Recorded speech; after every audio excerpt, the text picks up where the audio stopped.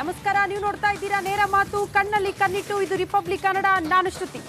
ಡಿ-ರೂಪಾ versus Rohini Sindhuri ಜಟಾಪಟಿಗೆ ಸಂಬಂಧಪಟ್ಟಂತೆ ಇಬ್ಬರು ಅಧಿಕಾರಿಗಳ ನಡೆಗೆ ಸಂಬಂಧಪಟ್ಟಂತೆ ಸ್ವತಃ ಸುಪ್ರೀಂ ಕೋರ್ಟ್ ಕೂಡ ಬೇಸರ ಹೊರಹಾಕಿದೆ ಅನ್ನೋದರ ಡೀಟೇಲ್ ಸಿಗ್ತಾ ಇದೆ. ಡಿ-ರೂಪಾ ಕ್ಷಮೆ ಕೋರುವಂತೆ ಅರ್ಜಿ ಸಲ್ಲಿಸಿದ್ರು ರೋಹಿಣಿ ಸಿಂಧೂರಿ.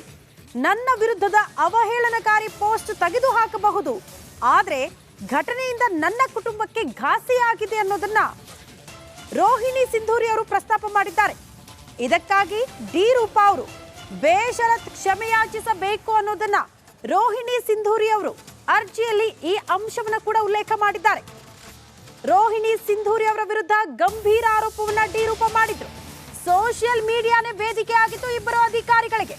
ರೋಹಿಣಿ ಸಿಂಧೂರಿಯ ವಿರುದ್ಧವಾಗಿ ಫೇಸ್ಬುಕ್ ಪೋಸ್ಟ್ ಮಾಡ್ತಾರೆ ಡಿ-ರೂಪಾ ಅವರು.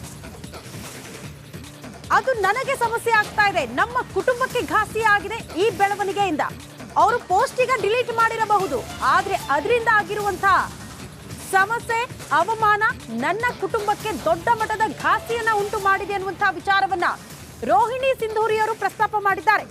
ಒಟ್ನಲ್ಲಿ ಇಬ್ಬರು ಅಧಿಕಾರಿಗಳ ಈ ನಡೆಗೆ ಸುಪ್ರೀಂ ಕೋರ್ಟ್ ಕೂಡ ಬೇಸರ ಹೊರಹಾಕಿದೆ ಅನ್ನೋದರ ಡೀಟೇಲ್ ಸಿಗ್ತಾ ಇದೆ.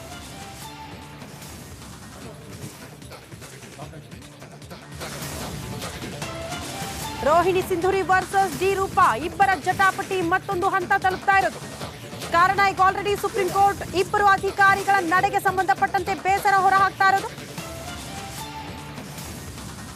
ಮತ್ತೊಂದು ಅಪ್ಡೇಟ್ ಲಭ್ಯವಾಗ್ತಾ ಇದೆ. ಇಬ್ಬರು ಅಧಿಕಾರಿಗಳ ಜಟಾಪಟಿ ವಿಚಾರಕ್ಕೆ ಸಂಬಂಧಪಟ್ಟಂತೆ ಇದಕ್ಕೆ ಪ್ರತಿರೋಧ ಒಡ್ಡಿರುವ ಡಿ-ರೂಪಾ ಪರ ವಕೀಲರು. ರೋಹಿಣಿ ಸಿಂಧೂರಿ ಅವರು ಹೇಳ್ತಾ ಇರೋದು ಬೇಷರತ್ ಕ್ಷಮೆಯಾಚನೆ ಆಗಬೇಕು ಡಿ-ರೂಪಾ ಅವರಿಂದ ಅಂತ. ಆದ್ರೆ ಇದಕ್ಕೆ ಪ್ರತಿರೋಧ ಒಡ್ಡಿದ್ದಾರೆ ಡಿ-ರೂಪಾ ಪರ ವಕೀಲರು. ರೋಹಿಣಿ ಕೂಡ ಅವಹೇಳನಕಾರಿ ಮಾತನಾಡಿದ್ದಾರೆ, ಬುದ್ಧಿ ಭ್ರಮಣೆಯಾಗಿದೆ ಅಂತ ಹೇಳಿಕೆ ನೀಡಿದ್ದಾರೆ.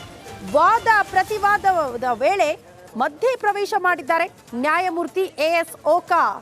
ನಿಮಗೆ ಒಳ್ಳೆಯ ಭವಿಷ್ಯವಿದೆ, ಪ್ರಕರಣ ಇತ್ಯರ್ಥಕ್ಕೆ ಸೂಚಿಸಿದ್ದೇವೆ, ಆದ್ರೆ ಭಾವನೆಗಳು ಅಧಿಕವಾಗಿದ್ದರೆ ನಾವು ಒತ್ತಾಯ ಮಾಡೋದಕ್ಕೆ ಸಾಧ್ಯ ಇಲ್ಲ ಅಂತ ನ್ಯಾಯಮೂರ್ತಿಗಳು ಅಭಿಪ್ರಾಯಪಟ್ಟಿದ್ದಾರೆ ಅನ್ನೋದರ ಡೀಟೇಲ್ಸ್ ಸಿಗ್ತಾ ಇದೆ.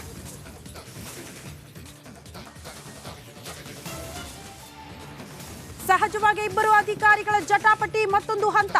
ಸುಪ್ರೀಂ ಕೋರ್ಟ್ನಲ್ಲೂ ಕೂಡ ವಾದ ಪ್ರತಿವಾದದ ಸಂದರ್ಭದಲ್ಲಿ ಡಿ-ರೂಪಾ ಅವರು ಬೇಷರತ್ ಕ್ಷಮೆಯಾಚನೆ ಆಗಬೇಕು ಅಂತ ರೋಹಿಣಿ ಸಿಂಧೂರಿ ಅವರ ಪರ ವಕೀಲರು ಅಲ್ಲಿ ವಾದ ಮಂಡನೆ ಮಾಡಿದ್ದಾರೆ. ಈ ಕಡೆ ಡಿ-ರೂಪಾ ಪರ ವಕೀಲರು ಅದು ಸಾಧ್ಯವೇ ಇಲ್ಲ ಅನ್ನೋದನ್ನ ಪ್ರಸ್ತಾಪ ಮಾಡಿದ್ದಾರೆ. ಈ ಕಾರಣಕ್ಕೆ ಸುಪ್ರೀಂ ಕೋರ್ಟ್ ಇಬ್ಬರು ಅಧಿಕಾರಿಗಳ ಈ ನಡೆಗೆ ಬೇಸರ ಹೊರಹಾಕಿರೋದು ಸದ್ಯ ಸಿಗ್ತಾ ಇರುವಂತಹ ಮಾಹಿತಿ.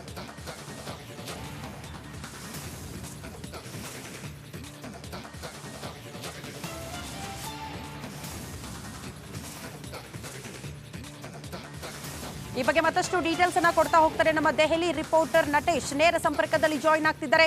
ನಟೇಶ್, ಇಬ್ಬರು ಅಧಿಕಾರಿಗಳ ಜಟಾಪಟಿ ದೊಡ್ಡ ಮಟ್ಟದ ಚರ್ಚೆಗೆ ಗ್ರಾಸವಾಗಿತ್ತು. ಸದ್ಯ ಸುಪ್ರೀಂ ಕೋರ್ಟ್ ಕೂಡ ಇಬ್ಬರು ಅಧಿಕಾರಿಗಳ ಈ ನಡೆಗೆ ಬೇಸರ ಹೊರ ಹಾಕಿರುವಂತಹ ವಿಚಾರ, ಸದ್ಯ ಏನ್ ಬೆಳವಣಿಗೆ ಆಗಿದೆ, ಡೀಟೇಲ್ಸ್ ಅನ್ನ ಕೊಡ್ತಾ ಹೋಗಬಹುದಾ?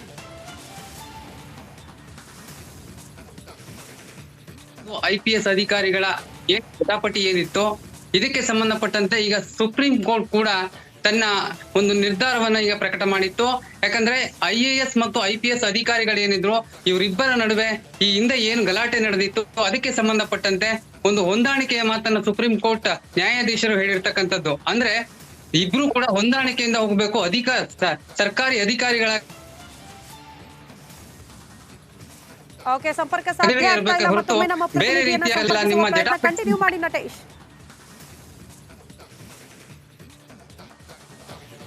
ಸಂಪರ್ಕ ಸಾಧ್ಯ ಆಗ್ತಾ ಇಲ್ಲ ನಟೇಶ್, ಧನ್ಯವಾದಗಳು ತಮ್ಮೆಲ್ಲ ಮಾಹಿತಿಗೆ. Rohini Sindhuri versus ಡಿ-ರೂಪಾ ಜಟಾಪಟಿ supreme court ಮೆಟ್ಟಿಲೇರಿದ್ದು. ಈಗ ಸುಪ್ರೀಂ ಕೋರ್ಟ್ ಕೂಡ ಇಬ್ಬರು ಅಧಿಕಾರಿಗಳಿಗೆ ಅಥವಾ ಅವರ ನಡೆಗೆ ಸಂಬಂಧಪಟ್ಟಂತೆ ಬೇಸರ ಹೊರಹಾಕಿರುವ ಡೀಟೇಲ್ ಸಿಗ್ತಾ ಇದೆ. ಕಾರಣ ಡಿ-ರೂಪಾ ಅವರು ಬೇಷರತ್ ಕ್ಷಮೆಯಾಚನೆ ಆಗಬೇಕು ಅಂತ ರೋಹಿಣಿ ಸಿಂಧೂರಿ ಅವರು ಪಟ್ಟು ಹಿಡಿದಿದ್ದಾರೆ. ಅವರು ವಕೀಲರು ಈ ವಾದವನ್ನ ಮಂಡನೆ ಮಾಡಿದ್ದಾರೆ, ಅದು ಸಾಧ್ಯವೇ ಇಲ್ಲ ಅಂತ.